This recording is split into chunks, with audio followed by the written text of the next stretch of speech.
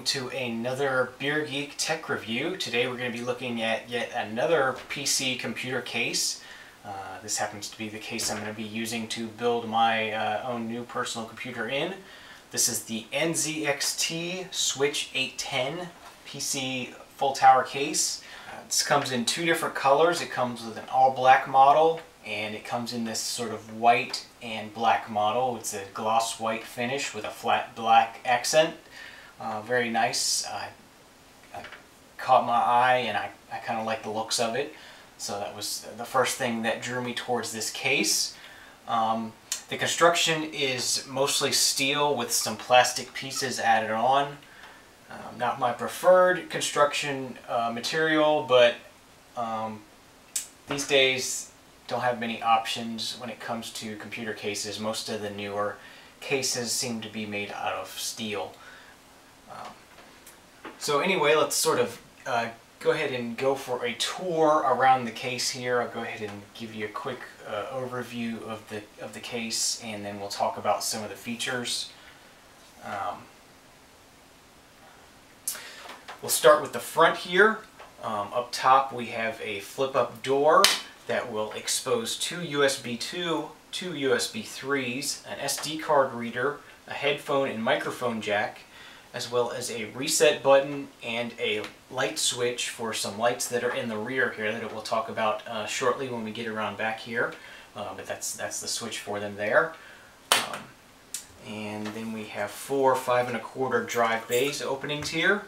The top features a optical drive cover if you want to put a white face on your optical drive to be able to have that match with the rest of the case. And down here in the bottom you have a hot swappable hard drive caddy, so you can just open that up and pull this out and screw any hard drive in here, either 2.5 or 3.5 inch hard drive, and is pre-wired for serial ATA drive, so you just slide this in and it will automatically make the connections for you that you need, so there's no need to open your case to add a drive or temporarily put a drive in if you're working on somebody else's hard drive. So that's a real handy feature to have. Moving on, we have a removable sort of dust filter here. Sort of got a filter here, and that exposes our two front fan locations. That comes with one pre-installed 140mm fan in the front, and this is just sort of some spring-loaded clips. That's really nice. Okay, moving around to this side, we have a large window opening with an angular cut that seems to be kind of polarizing. Some people like it, some people don't. But it's okay with me. It exposes some of the sides of the drive bays up there, which may not be as pretty as the rest of the system. But just a nice open window. I haven't had a window in my case in a while, so I'm excited to be able to do some cool looking stuff inside there and have a window to be able to show it off. But that's pretty much it for the side there. Let's move on to the back panel. We have a large fan grill here up in the top, right over the I/O shield. This allows for 120mm or 140mm fan, and the fan mounting holes are slotted, so you can sort of position that fan wherever you might need it to really pull air directly from behind the CPU. You get your I/O shield opening here, and 9 expansion slots. And another feature which we talked about earlier, on the front of this case there's a light switch, and that happens to activate LED lights that are positioned here above the I/O shield and here above the above your expansion slot cards. So if you're in a dark room, or if you're at a LAN party or something and you're trying to fumble around trying to find a cable and trying to find out where to plug it into, you can just activate that light and it'll shine some light down here, and you'll be able to see exactly where you need to plug things in at. So that's very nice. Also, you get 4 rubber grommets here for passing through cables or water cooling tubing or whatever you might want to pass through from the inside of your case to the outside. And then down at the bottom we have our opening for the hard drive. Okay, And following up on this other side, just a plain white steel door. Both sides are removable for access for wiring and whatnot. And they're on these sort of spring-loaded thumb screws. So you just loosen the thumb screw a little bit and push down, and that will release the door. Okay, before I flip this case over to talk about the top, I'm just going to go ahead and say there are also, we talked about the dust filter in the front of the case. There are also 2 dust filters located on the bottom of the case, and they just sort of spring-loaded as well. You just push in on them and slide them out, and you got a nice about 240 millimeter, 280 millimeter dust filter in the front. Slides out, as well as in the back underneath the power supply. Same way, you just push in and pull out, and you got another dust filter there underneath your power supply. So good filtration. You just got to remember to clean those every few months. So I'm going to go ahead and reposition the case and get it to where I can show you the top of the case and some of the features up there. So I'll be back in a second. Okay, so on the top of the case here, you can see some more of the design form of this case. Very nice, I think. Very interesting to look at and very modern looking. So anyway, on top you have a power switch, power indicator light, and hard drive indicator light. And then on the top we have an openable dust cover here. And this just slides open and will allow the airflow to flow out if you have fans mounted in the top of the case. It does come with one 140 millimeter fan mounted at the top of the case. And this cover is also easily removable just by pushing in. And you can open up and see there you have room to put maybe a radiator in here, or move the fans to the top and put the radiator underneath. That's kind of why I got this case to begin with. It has a lot of options for liquid cooling and a lot of different options on how to mount things and where to put things, and it's just very modular and nice in that respect. And that one just snaps right back on. And you can either leave that open for airflow or close it off to keep dust out if you're not doing any kind of cooling in the top of the case. And I guess that's pretty much it for the outside of this case. I guess I'll give you a look at the bottom of the case while we have it positioned this way. We got some nice long rubber feet here, and then you got your dust filters that I showed you earlier. Alright, so we're going to go ahead and get this repositioned again, and we'll talk about the inside of this case. Okay, so we're back, and as I explained before, these side doors are really easy to remove. You just sort of loosen the thumb screw a little bit, push down on it, it's spring loaded, and then you'll be able to pop the side panel open like this, and then it comes right off. So you can set that aside here. Okay, so here we see our 4 5¼ inch drive bays. They are a toolless design, so you can sort of lock those in place and very easily. You get some extra thumb screws here handy, just ready to go, sort of screwed into the case. That's a really nice feature. You know, you don't have to go hunting for screws. There's just some extras right there, ready to use whenever you need them. And then we have our 2 hard drive caddies. You can run none of these. You can run one either in the top or in the bottom. Or you can run both for up to 6 hard drives, 6 3¼ or 2½ inch hard drives. These are held in with thumb screws, and then they slide in and out. And they have toolless trays to mount your drives onto, and then you just mount your drives and slide these in, and then they're all held in place that way. Very nice. Okay, we have a large area here. This is a very large case. Large, nice motherboard tray. Large opening for back panel to get to back panels for motherboards to change out water blocks or air cooling blocks or whatever, any kind of modifications you want to do to the cooling of the processor. This gives you access from the back side of the case to the back of the motherboard to be able to change out those brackets that you might need to change out. Also features large grommeted openings here, very nice for keeping the wires neat and being able to pass through between the back of the case and the motherboard. We have our cables here for the front panel. So here is our USB 3 ports that will plug into the motherboard. This is a motherboard style port. You don't have to run this outside of the case and plug it into the back. And here we have USB 2.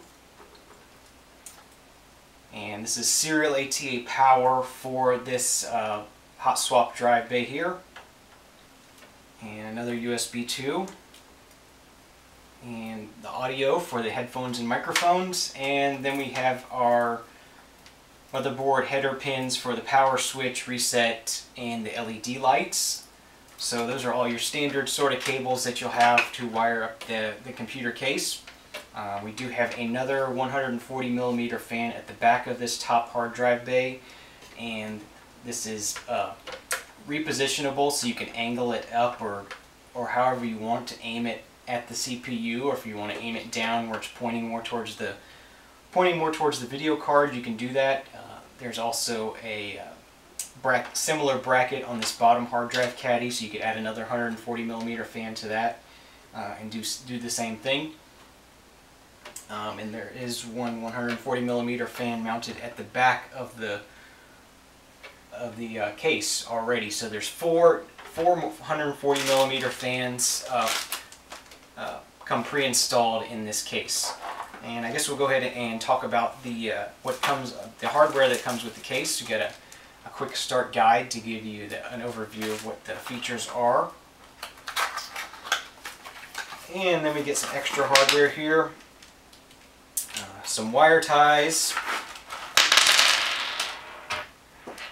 Lots more thumb screws that I'm actually losing now. And the motherboard standoffs and whatnot, all in nice black anodized color, very nice. And also a very nice thing that this case comes with that I wish more cases would come with is an extension cable for your motherboard power.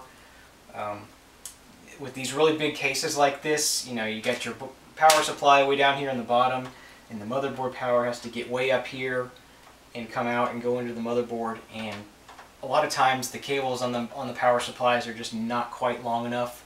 So a nice black sleeved extension for that cable is going to make that connection really easy to make for you. Okay, so let's move around to the back side of the case where you'll be doing a lot of your wiring. Once again, it's spring-loaded thumb screw, just like the other side. And here we see our back side area, lots of little hooks and loops where you can attach wire ties to be able to tie your cables in place once you get everything wired up. There's also a fan header back here if you want to plug all your fans into one Molex. That will allow you to plug up to 7 3-pin fans into one Molex, and it does not offer any kind of speed control or anything like that. It's just a sort of a central hub where you can plug everything into if you like. If you do have a way to control power on a Molex connector, I guess you could control the fan speeds that way. And also you have access to your hard drive caddies this way easily without taking them out if you wanted to do that. You do get a fair amount of room behind the motherboard tray to do some wiring. You always want more. There's between a 1/2 inch to a 3/4 of an inch back here for wiring. Like I said, you always want more, but should be able to spread out the cables enough in here to get everything to fit well. And I think that is about it for this case. Like I said, this is what I chose for my own personal computer. It's not exactly what I would like, but I think it's pretty good. I'm excited to build a computer in this and see how it turns out. And I guess we'll come back and I'll give you some of my final thoughts after I built the computer, some of my pros and cons and what I liked and what I didn't like. So we'll see you then, and stay tuned. Hey folks, we're back with the final build out of this NZXT Switch 810 case. It turned out very well. I'm very happy with how the build turned out. Went really easily, really clean build. I'm really happy with this case, so I just wanted to go ahead and sort of show you how everything turned out, and we'll sort of give a quick overview of what's in this build and sort of show you. But first I'll go ahead and give you a view of everything here. There's the I/O panel and video card and power supply is installed, so that's how that all went in there nicely. You know, I wouldn't expect it not to go in there nicely. And yeah, other than having to order a white 3.5-inch drive bay adapter to mount my card reader in, other than that, everything was just as I expected it to be. As I showed earlier, this case does include a built-in card reader. Does a few different, I think it's mainly just for SD cards. But this is a USB 3 card reader. It's a little bit faster. Not as fast as I was hoping for. I guess the SD cards just aren't as fast as I would like. But yeah, let's go ahead and talk about what's in this build. I did see a lot of people complaining about cloudiness in the side panel, and mine does not have any kind of cloudiness in it that I can see. Yeah, it's pretty clear, so maybe that's just a occasional issue. But anyway, for the base of this rig, it's an Intel-based system. We've got an Asus Maximus Formula V motherboard, an Intel i7 3770K processor, has 32 gigabytes of Corsair Vengeance RAM, and we got we have an XFX Radeon video card. It's a R7950. It's overclocked from the factory. Pretty nice. We've got a Corsair power supply, AX1200i, pretty much the baddest power supply you can get right now. And it's all liquid cooled here. I got an OCZ pump and Coolant's radiator, 240mm radiator, and a Coolant's CPU 340 cooling block, and this Asus Maximus Formula V has a water block built into the V-Reg also. So yeah, it turned out really nice. As you can see, it's very clean. The wire management was really good in this case. I didn't run into any issues. You know, lots of pass-through holes, lots of tie-down points. Let's go ahead and open up the back here. So here's the back. You got tie-down points all along, in through here, over here. Just really helped keep things neat and tidy. And I'm really over the moon about this case, actually, about how things turned out. Got the hard drives in here. Got an SSD and two rotating hard drives.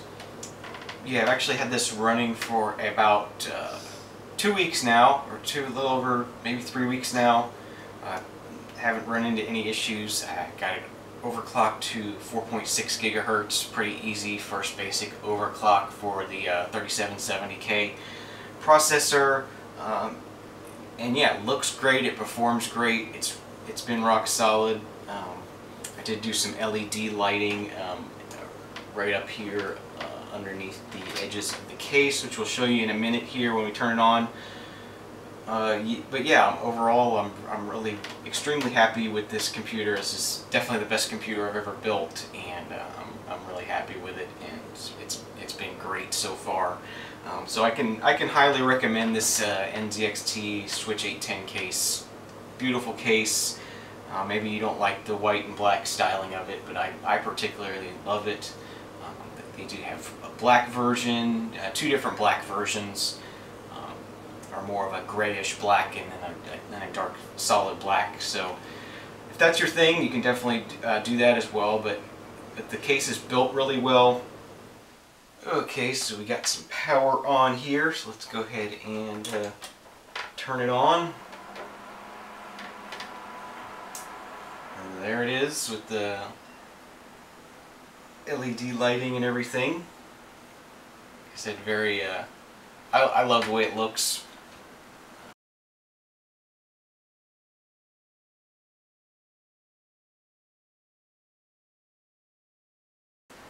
Hopefully it's turning out well on video here, that you can see, get an idea of the look of it. And one last thing, go ahead and show you the one of the features of this case is LED lights in the I/O area. Turn these on with a switch in the front here. So you can, there's lights here that shine down on these ports here. We can see that. Turn those off. And then back on. So hopefully that's showing up on camera for you. But yeah, overall the NZXT Switch 810 case, highly recommended. I'm Wes, thank you for watching, and we'll see you again real soon. Cheers.